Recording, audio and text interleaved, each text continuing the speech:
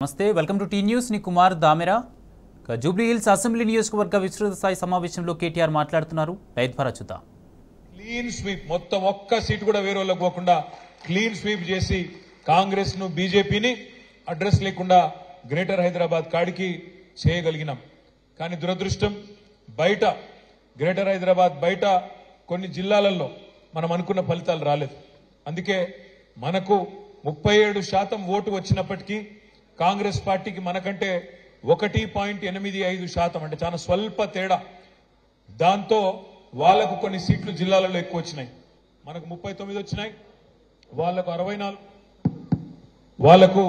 64 సీట్లు వచ్చి వాళ్ళు గవర్నమెంట్ లోకి వచ్చినారు ఈ 45-50 రోజుల్లో నేను చూస్తా ఉన్నాను హైదరాబాద్ లో ఉండే ప్రజలైతే ఇట్లెట్లా జరిగింది ఎందుకు జరిగింది ఎట్లా జరిగిందనే మాట నేను కనీసం హైదరాబాద్ లో మిగతా మిత్రులతో నాయకులతో కార్యకర్తలతో మాట్లాడేటప్పుడు చాలా మంది ఆశ్చర్యం వ్యక్తం చేస్తున్నారు బాధపడతా ఉన్నారు కేసీఆర్ గారు లాంటి నాయకుడు ఇవాళ ముఖ్యమంత్రిగా లేడు అంటే మేము జీర్ణించుకోలేకపోతున్నామన్నా అనే మాట కూడా చాలా మంది మిత్రులు చెప్తా ఉన్నారు నేను మీ అందరికీ ఒకటే విజ్ఞప్తి చేస్తా ఉన్నా రాజకీయాల్లో జీవితంలో చిన్న చిన్న ఎదురు దెబ్బలు చిన్న చిన్న సెట్ బ్యాక్స్ తప్పవు ఈ రోజు మనకు జరిగింది కూడా ఒక చిన్న ఎదురు దెబ్బ మాత్రమే ఒక చిన్న స్పీడ్ బ్రేకర్ మాత్రమే అంతే తప్ప దీని నుంచి మన మీద గందరగోళం అయిపోయి మన మీద భయపడి లేదా బాధపడి ఇంట్లో కూర్చునేంత భయంకరమైన ఓటమేమి మనకు జరగలేదు 39 సీట్లు ప్రజలు మనకు అప్పచెప్పినారు 39 సీట్లు అంటే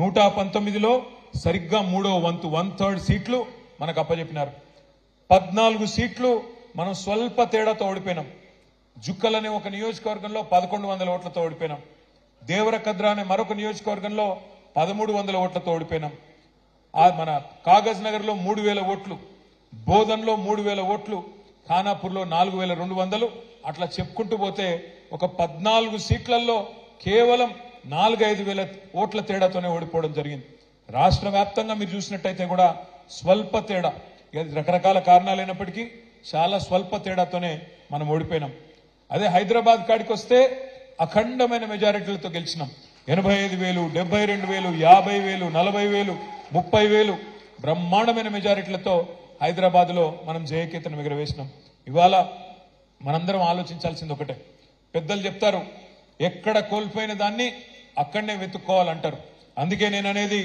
తెలంగాణలో ఈ రోజు ఏ అధికారాన్ని అయితే మనం చేజార్చుకున్నామో తప్పకుండా పార్లమెంట్ ఎన్నికల్లో మన గెలుపుతో తిరుగులేని సమాధానం మనం గట్టిగా ఉన్నాం తెలంగాణ ప్రజల్లో కేసీఆర్ గారు బలంగా ఉన్నారనే మాట తెలవాలి అంటే పార్లమెంట్ లో బలంగా మనం పనిచేయాల్సిన అవసరం ఉంది పోయినసారి కూడా సికింద్రాబాద్ లోక్సభ నియోజకవర్గ పరిధిలో మనం అన్ని నియోజకవర్గాలు గెలిచినాం నాంపల్లిలో ఎంఐఎం గెలిచినండే కానీ దురదృష్టవశాత్తు లోక్సభ ఎన్నికల్లో మనం ఓటమి పాలు కావడం జరిగింది ఈసారి అట్లా కాకుండా మొదటి నుంచే మనం జాగ్రత్తగా పటిష్టంగా పనిచేసుకుంటే మొదటి నుంచే మనం సరైన వ్యూహాన్ని రూపొందించుకుంటే తప్పకుండా జూబ్లీ హిల్స్ నియోజకవర్గంతో సహా 7 నియోజకవర్గాల్లో కూడా బ్రహ్మాండమైన మెజారిటీ వచ్చే అవకాశం ఉంటుంది లాస్ట్ టైం కూడా గోపీనాథ్ గారు కష్టపడి లోక్సభలో మనకు మెజారిటీ ఇచ్చినారు మీ అందరి కష్టంతో లోక్సభ ఎన్నికల్లో కూడా మనకు మెజారిటీ వచ్చింది కానీ అనుకోకుండా వేరే చోట్ల మనకు రాకపోవడం వల్ల మనం ఓటమి పాలైనాం నేను మీ అందరినీ ప్రార్థించేది ఒకటే మనకు కాంగ్రెస్ బీజేపీ కొత్త పార్టీలు కాదు కాంగ్రెస్ పార్టీ నైజం అయితే మీకు నాకంటే బాగా మీకే తెలుసు మోసమే కాంగ్రెస్ నైజం మోసం చేయడమే వాళ్ళ నైజం మీరు చూస్తున్నారు ఎన్ని మాటలు చెప్పినారు ఒకటి కాదు రెండు కాదు 420 హామీలు 420 హామీలు ఇచ్చి ఇవాళ అధికారంలోకి వచ్చి గద్దెనెక్కి కూర్చున్నది కాంగ్రెస్ పార్టీ బస్సు ఫ్రీ బంగారం ఫ్రీ మీకు ఏది కావాలంటే అది ఇస్తామని చెప్పి నోటికి ఎంత వస్తే అంత సిలిండర్ 500 రూపాయలకే మహాలక్ష్మి అని చెప్పి ఆడబిడ్డలకు 2,500 100 రోజుల్లోనే చేసేస్తాం అని చెప్పి నోటికి వచ్చినట్టు చెప్పి ఇలా వాళ్ళు అధికారంలోకి వచ్చినారు వచ్చిన తర్వాత ఏం చేస్తున్నారు ఒక్కొక్కటిగా చెప్తా ఉన్నారు ఏమంటున్నారు వాళ్ళు ఇచ్చిన హామీలు నెరవేర్చే తెలివి లేక వాళ్ళు ఇచ్చిన హామీలు నెరవేర్చే సమర్థత సత్తా లేక ఇవాళ కేసీఆర్ గారి మీద మన ప్రభుత్వం మీద 10 ఏళ్లు మనం చేసిన ప్రభుత్వ నిర్వహణ మీద ఇష్టం వచ్చినట్టు బదనాం పెట్టే ప్రయత్నం చేస్తా ఉన్నారు నోటికొచ్చిన మాటలు మాట్లాడుతూ ఉన్నారు కానీ నేను మీకు మీ ద్వారా మీడియా ద్వారా కాంగ్రెస్ పార్టీకి రాష్ట్ర ప్రజలకు నేను విజ్ఞప్తి చేస్తా ఉన్నా. మనం నిజానికి 10 ఏళ్లలో తెలంగాణను ఎన్నో రంగాల్లో నెంబర్ 1 చేసి బంగారు పల్లెంలో ఈ రాష్ట్రాన్ని వాళ్ళకి అప్పజెప్పి దిగినాము. మనం నిజంగానే వాళ్ళకి చిత్తశుద్ధి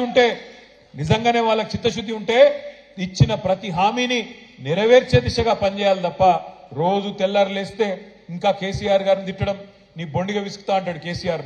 కొన ఊపిరితో ఉన్నాడు కేసీఆర్, పిసికేస్తే అయిపోతుంది అని రేవంత్ రెడ్డి మాట్లాడతాడు, బండి సంజయ్ మాట్లాడతాడు. కాంగ్రెస్ బీజేపీ కొట్లాడుకున్నాడు కాదు, కేసీఆర్ బీఆర్ఎస్ అయిపోయింది, చిన్నగా కొద్దిగా మిగిలినారు, ఫినిష్ చేయాలో వీళ్ళని ఆయన మాట్లాడతాడు. నేను ఒక్కటే మాట మిమ్మల్ని అడుగుతా ఉన్నా, ఎందుకు పిసకాలి కేసీఆర్ బొండిగా? ఎందుకు ఉండకుండా చేయాలో బీఆర్ఎస్ పార్టీని? తెలంగాణ తెచ్చిన తెలంగాణలో పేదలను కడుపులో పెట్టుకొని చూసుకున్నందుక, గ్రేటర్ హైదరాబాద్ ని ఇవాళ బ్రహ్మాండంగా ఒక అంతర్జాతీయ స్థాయి నగరంగా డెవలప్ చేసే ప్రయత్నం చేసినందుక ఎందుకు ఇవాళ బీఆర్ఎస్ పార్టీని బొందబెట్టాలని నేను అడుగుతా ఉన్నా. ఇవాళ మీరు చూడండి, స్పష్టమైన ఎజెండాతో పోతున్నారు కాంగ్రెస్ బీజేపీ, కానీ దేశ ప్రజల ఆలోచనలు మాత్రం దానికి అనుగుణంగా లేవు. మొన్నటిదాకా మీరు కేంద్రంలో రాహుల్ గాంధీ గారు, అదే విధంగా కాంగ్రెస్ పార్టీ చాలా డైలాగులు కొట్టింది. ఏమన్నారు వాళ్ళు? మేమందరినీ కూడగడతాం, మొత్తం దేశంలో ఉండే పార్టీలన్నింటినీ కూడగట్టి ఏదో అలయన్స్ పెడతాం, ఇండియా అలయన్స్ అని పేరు పెడతాం అని చెప్పి పెద్ద పెద్ద బిల్డప్ ఇచ్చి మమతా బెనర్జీ గారిని, నితీష్ కుమార్ గారిని, అదే విధంగా అరవింద్ కేజ్రీవాల్ అందరూ మాతోనే ఉన్నారు, మీరు మాతో లేకపోతే బీజేపీతోనే ఉన్నట్టు లెక్క అని చెప్పి ఇష్టం వచ్చినట్టు మాట్లాడింది మొన్నటిదాకా. మరి అలా ఏం జరుగుతున్నది అంటే, రాహుల్ గాంధీ గారు భారత్ జోడో యాత్ర అని బయలుదేరింది అక్కడ మణిపూర్లో. ఆయననేమో భారత్ జోడో అంటున్నారు, ఆయన పార్ట్నర్స్ అందరూ రాహుల్ కు చోడో అని చెప్పి వెళ్ళిపోయి వాళ్ళందరూ ఎవరి దుకాణం వాళ్ళు పెట్టుకుంటా ఉన్నారు.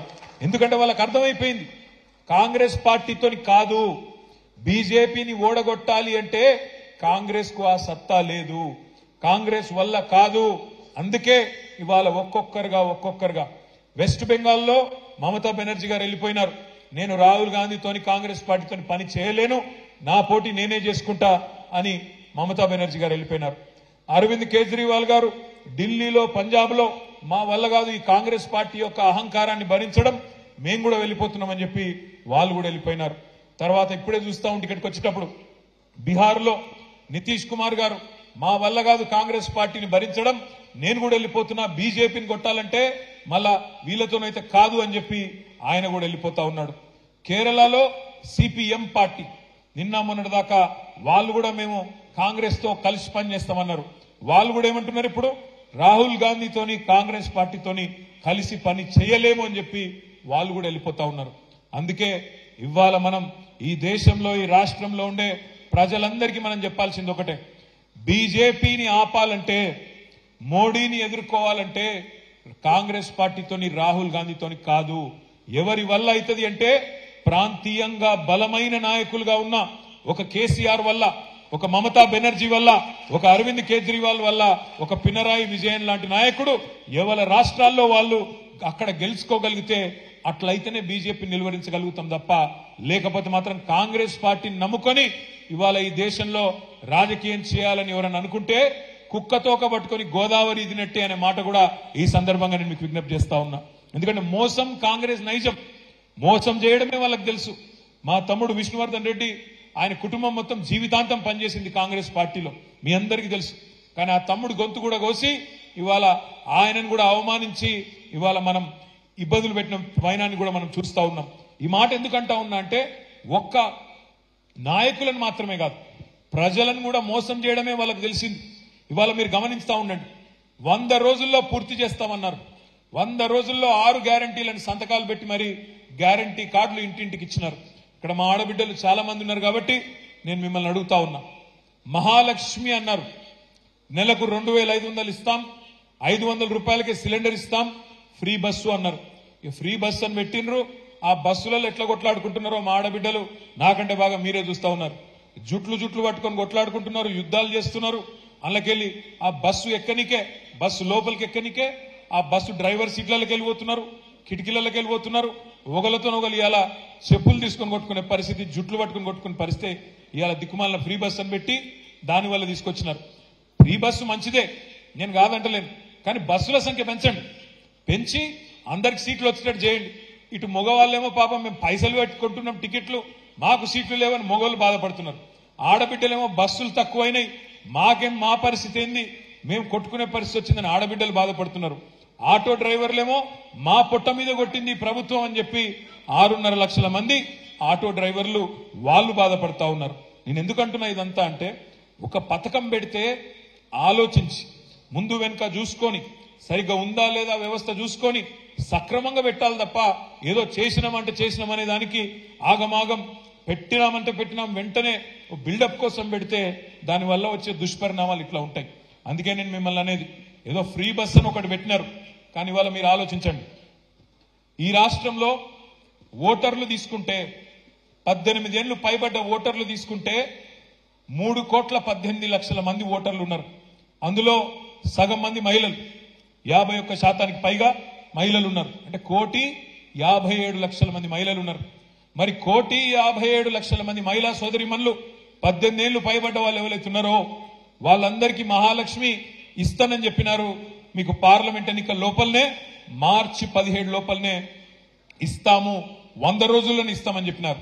మరి 100 రోజుల్లో మహాలక్ష్మి పథకం ప్రారంభిస్తారా లేదా మీరే ఒక్కసారి ఆలోచించాలని చెప్పి నేను కోరుతా ఉన్నా.